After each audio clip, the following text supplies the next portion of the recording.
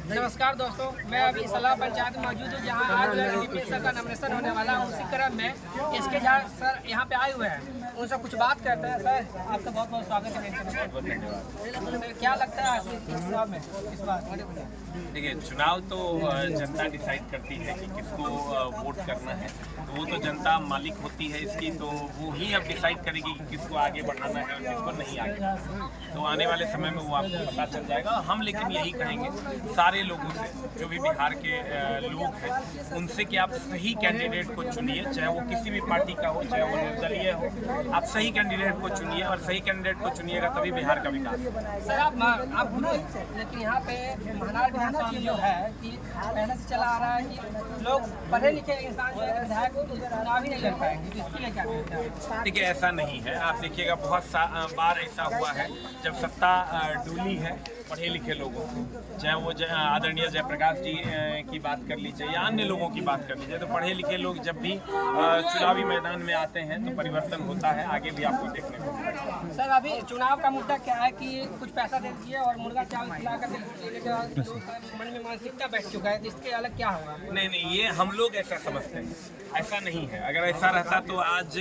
हम लोग इस मुद्दे पर बात नहीं कर रहे होते और विपिन सर जैसे लोग तो हिम्मत भी नहीं करते, क्योंकि ना इनके पास दारू देने के लिए पैसा है, ना मुर्गा देने के लिए पैसा है, ना पैसा है जो ही देंगे। तो ये तो बहुत ज़्यादा पैसे वाले हैं नहीं, तो ये तो हिम्मत भी नहीं कर पाते। तो ऐसी बात नहीं है। जनता जो भी वोटर्स है उसको पता है कि हमको वोट कहाँ गिराना है।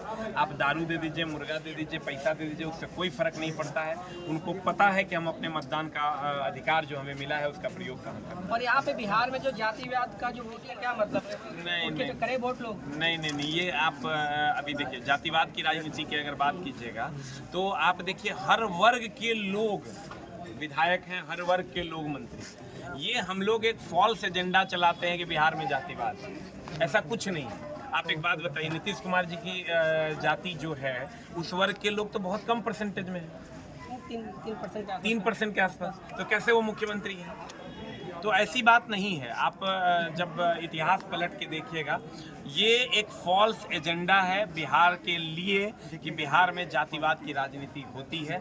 यहाँ ऐसा कुछ नहीं है। आपको बाहर से देखने में ऐसा लग सकता है, लेकिन अगर हम ही को वोट गिराना होगा, हम अपनी जाति के लोगों को वोट नहीं करेंगे, हम विपिन सर को वोट कर देंगे। क्यों कर देंगे? क्योंकि हमें इसकी समझ है। तो ये बदलता बिहार है और यहाँ कोई जातिवाद नहीं होता है। बीपीएस सर, सदियों का जो बहुवाली नाटक यहाँ पे हो रहा है, तोड़ पाएंगे यहाँ से महानार विधानसभा से? देखिए, ये तो जनता डिसाइड करे। विपिन सर नहीं तोड़ सकते, विपिन सर तो एकदम नहीं तोड़ सकते।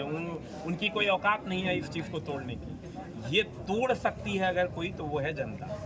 जनता इसको तोड़ सकती है। विपिन सर की कोई औकात नहीं। एक आदमी किले को नहीं ढा सकता है। किले को ढाने के लिए बहुत सारे लोग लगेंगे और उसके लिए जनता रूपी लोग जो इस किले को ढाने में मदद करेंगे, तो ही विपिन सर ये काम कर पाएंगे। सर, पूरे भारत में सबसे ज़्यादा युवा बिहार में है और अभी जो विधानसभा चुनाव भी चल रहा है, तो इस युवा को क्या संदेश दे रहे हैं?